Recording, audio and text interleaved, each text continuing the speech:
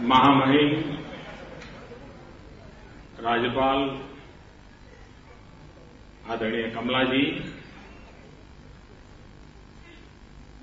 मंत्रिमंडळના મારા સાથી રાજ્યના શિક્ષણ મંત્રી શ્રીમાન ભૂપેન્દ્રસિંહજી, બેન વસુબેન, સરકારના અધિકારીઓ, શિક્ષણ પ્રેમી સૌ વાલા નાગરિક ભાઈઓ બહેનો, આજે જેમનું સન્માન થયું છે એવા સર્વે શિક્ષક મિત્રો,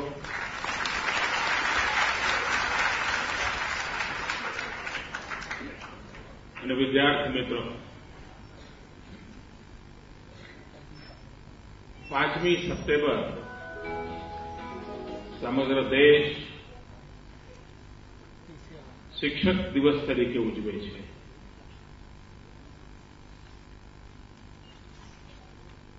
આ દેશના એક રાષ્ટ્રપતિ ડોક્ટર રાધાકૃષ્ણનજીના જન્મદિવસને આપણે શિક્ષક દિવસ તરીકે ઉજવીએ છીએ. આ દેશમાં મુખ્ય પ્રધાનો, પ્રધાનમંત્રીઓ, રાષ્ટ્રપતિ, મંત્રીઓ, ખૂબ લાંબી શ્રૃંખલા છે. કારણ કે આઝાદીના 60 વર્ષ કરતા પણ વધારે કાર્યકાળમાં અનેક મહાનુભાવોએ અનેકવિધ જવાબદારીઓ સોંપાવી છે. પણ કેટલાક વ્યક્તિત્વ એવા છે કે જે સદીઓ સુધી પ્રેરણા આપતા રહ્યા છે. એક અનોખા વ્યક્તિત્વ રહ્યા છે. અને એમાં એક મહત્વનું નામ એટલે ડોક્ટર રાધાકૃષ્ણનજી. ડોક્ટર રાધાકૃષ્ણનજીએ રાષ્ટ્રપતિ પદ પર વિરાજમાન થઈને કયા મહત્વના નિર્ણયો કર્યા, કઈ ફાઇલ પર સહી કરી, કેટલી જગ્યાએ મુલાકાતો લીધી, આપણામાંથી મોટા ભાગનામાંથી કોઈને યાદ નહીં હોય. કોઈને યાદ નહીં હોય. પણ એ ઉત્તમ શિક્ષક હતા અને પોતાની જાતને રાષ્ટ્રપતિ કરતા પણ વધારે મહત્વ શિક્ષક તરીકે ઓળખાવવામાં કરતા હતા. એ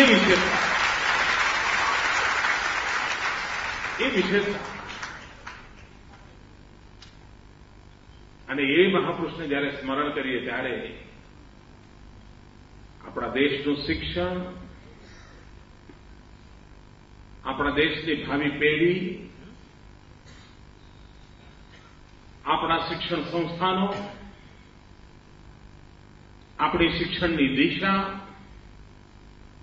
આ બધી જ બાબતોનું એક રાષ્ટ્રવ્યાપી નિરંતર મંથન આવશ્યક હોય છે.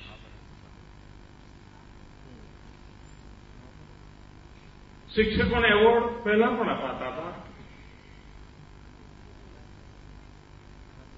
રાજ્યપાલશ્રીને હસ્તે એ કાર્યક્રમ પહેલા પણ થતો હતો.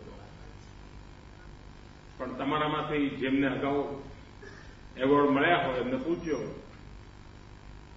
કોઈ એક ખૂણામાં નાનકડા સભાગૃહ ખંડમાં જે એવોર્ડ મળવાનો હોય એ શિક્ષક હોય, એના કુટુંબીજનો હોય, 2-4 મિત્રો હોય, અને ગવર્નર સાહેબ આવે ને લગભગ કાર્યક્રમ ક્યાંય કોઈ નોંધે ના લે, પતી ગયું. આપણને એમ થયું ભાઈ આ એક એવો અવસર છે કે એની પ્રતિષ્ઠા ઉભી કરવી જોઈએ.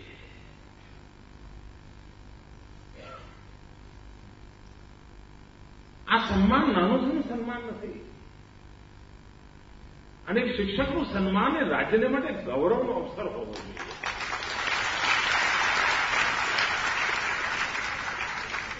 અને તેથી આપણે આ કાર્યક્રમના રૂપરંગને બદલ્યા. અગાઉ મુખ્યમંત્રીઓ આ કાર્યક્રમમાં આવતા નહોતા. બીજા ઘણા કામો હોય એમને.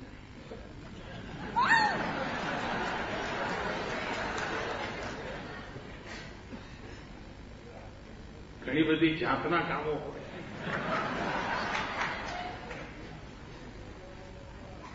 પણ મારે એવી કોઈ પરોજન છે નહીં.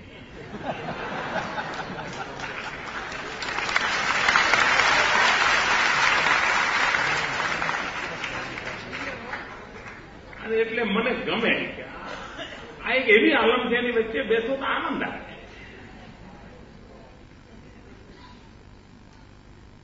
અને મેં કોઈ અનિવાર્ય સંજોગો કદાચ આમ તો એક પણ કાર્યક્રમ છોડ્યો નથી, લગભગ આવ્યો છું. અને મેં પોતે ગૌરવ અનુભવ્યું છે, મનમાં એક સંતોષ અનુભવ્યો છે. અને આજે જયારે શિક્ષકોનું સન્માન કરી રહ્યો છું ત્યારે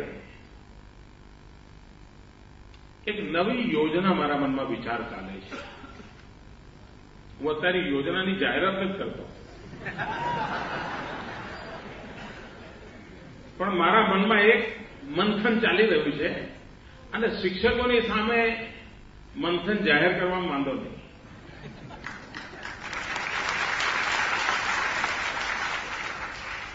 અત્યારે રાજ્ય કક્ષાએ આપણે શ્રેષ્ઠ શિક્ષકોને એવોર્ડ આપીએ છીએ. અને આ ઘણા સમયથી ચાલે છે.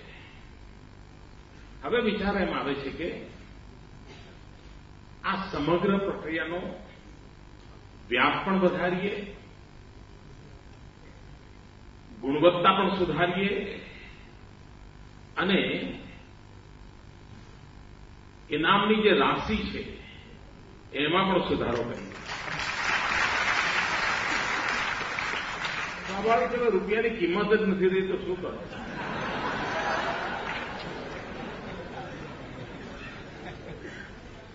રૂપિયો આઈસીયુમાં પડ્યો છે.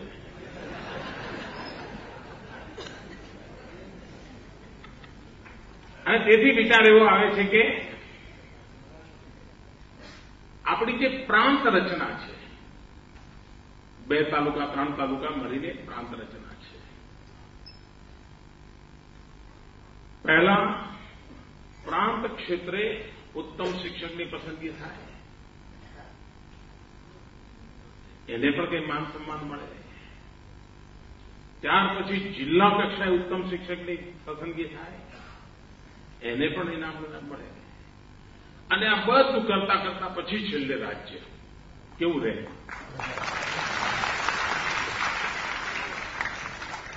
લાભાર્થીઓની સંખ્યા ખૂબ વધી જાય, કારણ કે બધા પ્રાંત 100-125 થઈ જાય, પછી બધા જિલ્લા, હવે તો જિલ્લા વધી ગયા પાછા એટલે 33 થઈ જાય, અને પછી પ્રાંત. વૈજ્ઞાનિક રીતે ઉત્તમ શિક્ષકની પસંદગી અને એના પેરામીટર પણ એવા બનાવવામાં આવે કે પેરામીટર પોતે જ પ્રેરક હોય. એટલે કોઈ એક્સપર્ટ લોકોની કમિટી બનાવીને ઉત્તમ શિક્ષક પસંદગી કરવાની પ્રક્રિયા, ઉત્તમ શિક્ષકોનો વ્યાપ, એમાં પણ અનેક નવીનતાઓ લાવી શકાય. મહાનગરો હોય તો એમને જુદા પ્રકારના પડકારો હોય છે. મહાનગરના શિક્ષકને ખૂબ જુદા પ્રકારના પડકારો હોય. એને શાળાએ જવા માટે બહુ મહેનત કરવી પડે.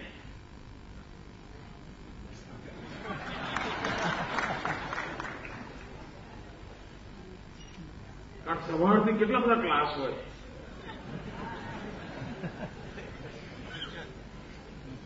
કેટલી અગવડ વેઠીને શાળાએ પહોંચતો હોય. તો આ મહાનગરના શિક્ષકો માટેના માપદંડ જુદા હોય.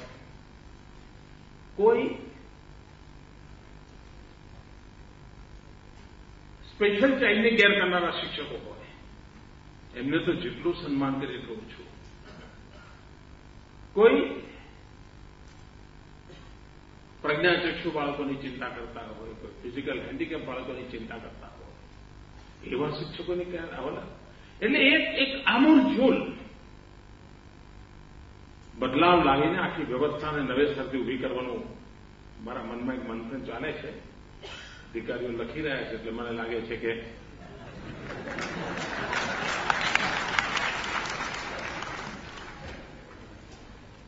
મારી શિક્ષક આલમને પણ વિનંતી છે અને શિક્ષણને પ્રેમ કરનારને પણ સૌને વિનંતી છે કે આખી પ્રક્રિયામાં તમારા કોઈ સૂચનો હોય તો આપ જરૂર મને લખી મોકલો.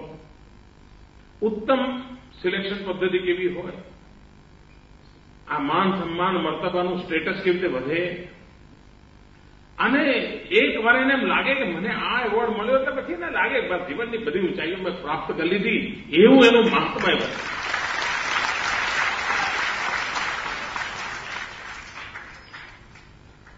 અને આપણે એને બળ આપવા માંગીએ છીએ. આપણે જરૂર એ દિશામાં આવતી 5મી સપ્ટેમ્બર સુધી ગોઠવી શકાય.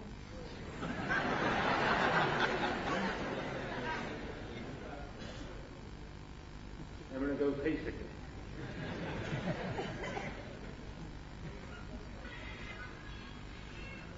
મિત્રો, શિક્ષણના વ્યાપ માટે આપણે ખૂબ સફળતાપૂર્વક આગળ વધ્યા છીએ.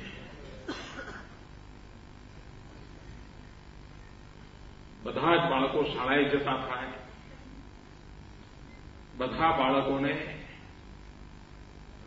ઓરડો ઉપલબ્ધ થાય, શિક્ષક ઉપલબ્ધ થાય, કોમ્પ્યુટર આવે, લાઇબ્રેરી આવે, આવી ઘણી બધી બાબતો આપણે જેને માળખાકીય સુવિધાઓ કહેવાય એને આપણે પ્રાથમિકતા આપી છે ને ઘણું બધું આપણે કરતા રહ્યા છીએ. હવે આપણે ત્યાં ધ્યાન કેન્દ્રિત કર્યું છે ગુણવત્તા સભર શિક્ષણ. આપણી પ્રાથમિકતા છે ક્વોલિટી એજ્યુકેશન. અને શિક્ષક મિત્રોએ પણ આજે જ્યારે ડોક્ટર રાધાકૃષ્ણનજીને યાદ કરતા હોઈએ ત્યારે અને સમાજે શિક્ષણના મહાત્માને સ્વીકારી લીધું, એમાં કોઈ ડિબેટ જ નથી, કોઈ ડિબેટ નથી, બધાએ સ્વીકારેલું છે. અને એ જ્યારે સ્વીકાર્યું છે ત્યારે આ ઉત્તમ ગુણવત્તાવાળા શિક્ષણ તરફ જવા માટેના આપણા સૌના સહિયારા પુરુષાર્થ જોઈએ. મિત્રો, જે શિક્ષકો પીરસ્યા જ કરે અને કેટલાક શિક્ષકો તો મહેનત પણ કરતા હોય, જાત જાતના મેગેઝિનો વાંચે, અખંડાનંદજી બાપુ વાંચે, નાના પુસ્તકો વાંચે, અને એના મનમાં સતત હોય કે 8 અઠવાડિયે બાળકો સામે કંઈક નવું લઈ લેજો. કારણ કે આજકાલ બાળકો પણ બહુ હોશિયાર થઈ ગયા છે. તમે ગયા અઠવાડિયે કહેલો ચૂટકુલો આજે કોઈ દે ઉભો થઈને કહે ઉભારો સાહેબ હું તમને કહી દઉં. એટલે શિક્ષકે તો સતત નવી ચીજ લઈ જવું જ પડે, નહીં તો વિદ્યાર્થી 3 અઠવાડિયામાં સાહેબ તમારો હિસાબ કરી નાખે. આખી યુગ પેઢી બદલાઈ ગઈ છે.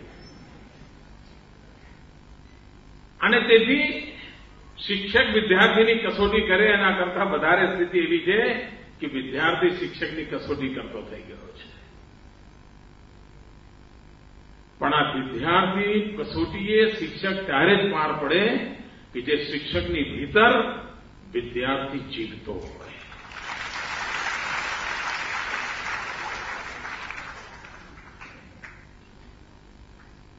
આપણે ગુજરાતના લોકો નસીબદાર છીએ કે આપણા શિક્ષણ મંત્રી બંને એમના જીવનમાં શિક્ષક રહેલા છે.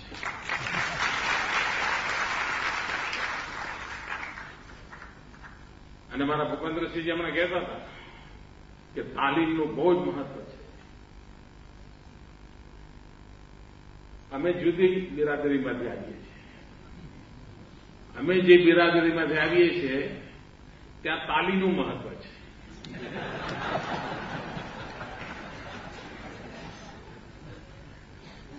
અમને હવાર 8 લોકો તાલીઓ પાડે તો આમ જરા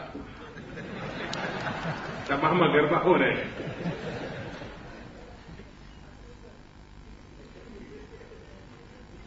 હકીકતે તાલીમનું મહત્વ વધારે છે.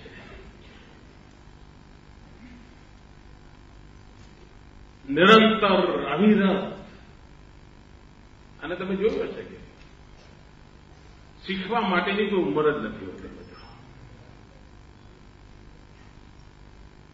મને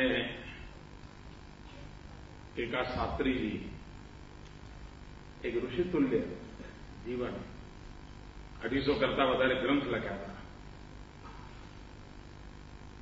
80-85 વર્ષની ઉંમરે સાયકલ ચલાવતા હતા. એક વાર મેં એમને કહ્યું કે હવે દાદા ઓરો ખાવ ને કેટલું કરશો? મને કે ભાઈ હજુ તો કોમ્પ્યુટર શીખવાનું બાકી છે. એ વખતે 93 વર્ષની એમની ઉંમર હતી. 93 વર્ષે મને એમ કે ભાઈ હજુ તો કોમ્પ્યુટર શીખવાનું બાકી છે. આ કાલાવેલી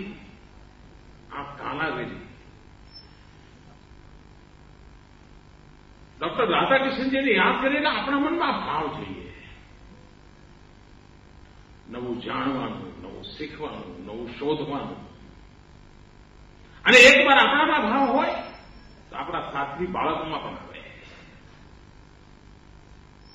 મિત્રો, શિક્ષક બાલ મિત્ર હોવો જોઈએ. ઘણીવાર, અને મિત્રો પહેલાના જમાનામાં કદાચ શિક્ષકનો બોજ ઓછો હતો, કારણ મા બાપને બાળકો માટે ઘણો ટાઈમ હતો. સમજાયું કે નહીં?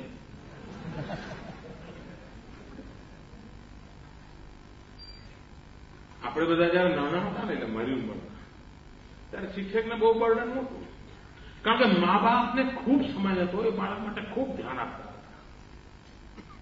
હવે મા બાપ બહુ બિઝી થઈ ગયા. એ પણ સવારથી ડબ્બો ભરી દોડતા જ હોય છે. એ સંજોગોમાં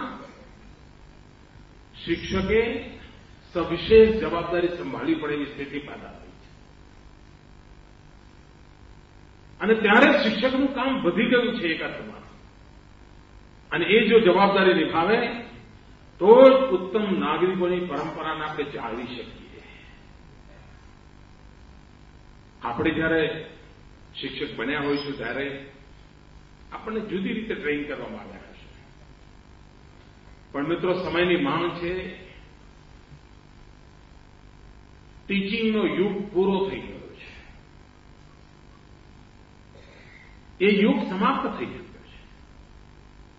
હવે યુગ છે લર્નિંગનો. બાળકને પણ લર્નિંગની હેબિટ કેમ ઊભી થાય? આપણે પરોસીને જમે એવું નહીં. હું જયારે નાનો હતો, મેં ભૂતકાળમાં પણ મારો પ્રસંગ કર્યો છે. મારા એક શિક્ષક હતા. એ જમાનામાં એ ટીચિંગ કરતા લર્નિંગની પ્રક્રિયાને વધારે પ્રાથમિકતા હતા. એ કોઈ દિવસ અમને નિશાળમાં એમ ભણાવે નહીં કે આને મગ કહેવાય, આને અડદ કહેવાય, આને ચણા કહેવાય. તો બધા કરતા હશો ને, પ્રાથમિક શાળા કરતા હોય. ડબ્બીમાં બતાવે કે આને મગ કહેવાય, આને ચણા કહેવાય. એ શું કે દરેક વિદ્યાર્થીને કે ચલ કાલે તારે 5 દાણા ચણા લઈ આવવાના, બીજાને કે તારે કાલે 7 દાણા મગ લઈ આવવાના, ત્રીજાને કે તારે 10 દાણા ચોખા લઈ આવવાના. એટલે પેલો ઘેર જાય ત્યારથી રડતો હોય કે મારે કાલે 10 દાણા ચોખા લઈ જવાય, 10 દાણા ચોખા લઈ જવાય છે. પાછું ભૂલો પડે પૂછવા આવે, સાહેબ રાંધેલા લાવવું કે કાચા લાવવું? શિક્ષકને ઘેર પૂછવા જાય. વિદ્યાર્થી એટલો જાગૃત હોય, પૂછવા જાય.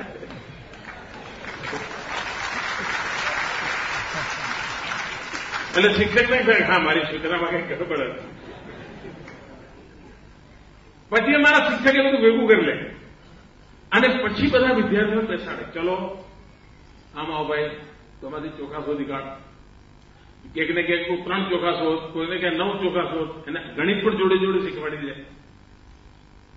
કઠોળ, ધાન્ય એની ઓળખ પણ શીખવાડી દે. અને ક્યારે ક્લાસરૂમમાં ભણાવવું જ ન પડે, બધાને ખબર પડી જાય કાકા. અમારા ત્યાં એક શિક્ષક હતા, એમનો લાભ મને બહુ મળ્યો નહોતો, પણ એ બાળકોને લઈને બગીચામાં જાય. મહિનામાં 1 વાર તો લઈ જાય. અને બધા બાળકોને પૂછે, ચલો ભાઈ આ ફૂલનું નામ શું છે, આ ઝાડનું નામ શું છે, આ પાંદડાનો આકાર કેવો છે. આ આખી પ્રક્રિયા લર્નિંગની પ્રક્રિયા છે. અને ટીચિંગ કરતા લર્નિંગની તાકાત ખૂબ મોટી હોય છે. આવનારા દિવસોની શિક્ષણ પદ્ધતિ બદલાઈ રહી છે. બીજી બાજુ ટેકનોલોજી. મિત્રો, સામાન્ય રીતે આપણે ભલે માનતા હું ગુરુ છું, હું શિક્ષક છું. હવે બદલાયેલા સમયમાં વિદ્યાર્થીનો એક જ ગુરુ છે, ગુરુ ગૂગલ.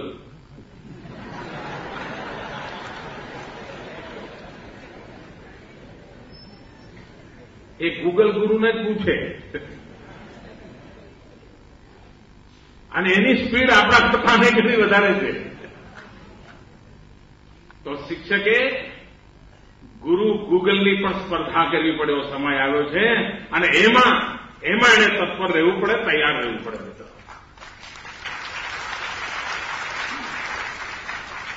મને વિશ્વાસ છે મિત્રો કે ગુજરાતને ખૂણે ખૂણે શિક્ષણનો વ્યાપ અને મિત્રો જીવન જીવવાનું સામર્થ્ય શિક્ષણ આપે છે.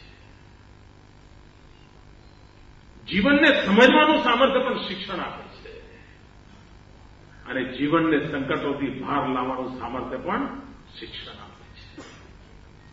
કપરામાં કપરી ફળોમાંથી પણ માણસ શિક્ષણના ભરોસે પાર ઉતરી શકતો હોય છે.